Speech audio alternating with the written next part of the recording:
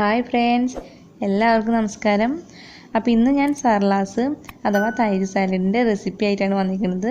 അപ്പോൾ എങ്ങനെയാണ് നല്ല ടേസ്റ്റായിട്ട് സർലാസ് ഉണ്ടാക്കുക എന്നുള്ള വീഡിയോ ആണ് ഞാൻ കാണിക്കാൻ പോണത്. അപ്പോൾ നമുക്ക് നേരെ വീഡിയോയിലേക്ക് പോവാം. അപ്പോൾ ആദ്യം തന്നെ മുളകൊന്ന് ചതച്ചെടുക്കാം.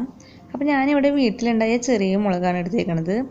അപ്പോൾ വലിയ മുളകാണെങ്കിൽ എരിവ് കുറച്ച് കുറവായിരിക്കും. അപ്പോൾ അതിനനുസരിച്ചിട്ട് മുളകെടുക്കാം. അപ്പോൾ ഓരോരുത്തരുടെ ഇഷ്ടത്തിനനുസരിച്ചിട്ട് മുളകെടുക്കാം. അപ്പോൾ ഈ മുളകൊന്ന് നന്നായി ചതച്ചെടുക്കാം. ഇപ്പോൾ മുളകെല്ലാം നന്നായി ചതഞ്ഞ് കിട്ടിയിട്ടുണ്ട്. ഇനി ഇതിലേക്ക് ഒരു ചെറിയ കഷ്ണം ഇഞ്ചി ഇട്ട് കൊടുക്കാം.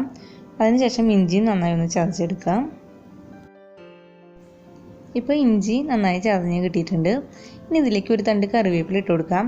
കറിവേപ്പില ഇട്ട് കഴിഞ്ഞാൽ നന്നായി ചതയ്ക്കേണ്ട ആവശ്യമില്ല, ഒന്ന് കുത്തിയെടുത്താൽ മതിയാവും. ഇനി ഇതൊന്ന് മാറ്റി വയ്ക്കാം. അതിനുശേഷം ഒരു ബൗളിലേക്ക് ഒരു മീഡിയം സൈസ് സവാള നീളനെ അരിഞ്ഞ് ചേർത്ത് കൊടുക്കാം. ഞാനിവിടെ നീളനെയാണ് അരിഞ്ഞിരിക്കുന്നത്. നിങ്ങൾക്ക് ചെറുതാക്കി അരിയണമെങ്കിൽ അങ്ങനെയും അരിഞ്ഞെടുക്കാവുന്നതാണ്. പിന്നെ ഇതിലേക്ക് ഒരു ചെറിയ തക്കാളി ചെറുതായി അരിഞ്ഞിട്ട് കൊടുക്കാം.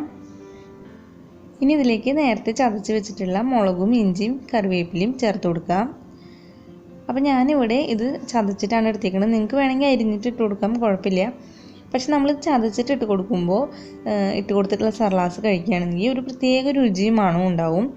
അപ്പോൾ ഇഞ്ചിയുടെ ഒക്കെ നല്ലൊരു മണം ചതച്ചിട്ട് ഇട്ട് കൊടുക്കുമ്പോഴാണ് ഉണ്ടാവുക. അപ്പോൾ അതുകൊണ്ടാണ് ഞാൻ ചതച്ചിട്ടെടുത്തത്.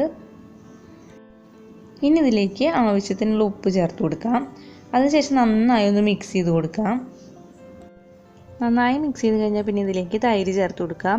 അപ്പോൾ ഒരുപാട് പുളിയുള്ള തൈര് ചേർത്ത് കൊടുക്കരുത്. ഒരു ഇടത്തരം പുളിയുള്ള തൈരാണ് സർലാസിന് നല്ല ടേസ്റ്റ് ഉണ്ടാവുക. തൈരും കൂടി ചേർത്ത് കഴിഞ്ഞാൽ ഇത് നന്നായി ഒന്ന് മിക്സ് ചെയ്ത് കൊടുക്കുക. അപ്പോൾ മിക്സ് ചെയ്ത് കഴിഞ്ഞിട്ട് ഉപ്പൊക്കെ നോക്കിയിട്ട് കുറച്ച് ഉപ്പെങ്ങാനും കുറവുണ്ടെങ്കിൽ ആവശ്യത്തിന് ഉപ്പും കൂടി ചേർത്തിട്ട് നന്നായി ഒന്ന് മിക്സ് ചെയ്ത് കൊടുത്തു കഴിഞ്ഞാൽ സർലാസ് റെഡി ആയിട്ടുണ്ട്. അപ്പോൾ എൻ്റെ ഈ വീഡിയോ ഇഷ്ടപ്പെട്ടെങ്കിൽ ലൈക്ക് ചെയ്യുക, ഷെയർ ചെയ്യുക, കമൻറ്റ് ചെയ്യാം. ഒപ്പം എൻ്റെ ചാനലൊന്ന് സബ്സ്ക്രൈബ് ചെയ്യാം. അപ്പം ഇനി വേറൊരു വീഡിയോ ആയിട്ട് കാണാം. അതുവരേക്കും എല്ലാവർക്കും ബൈ.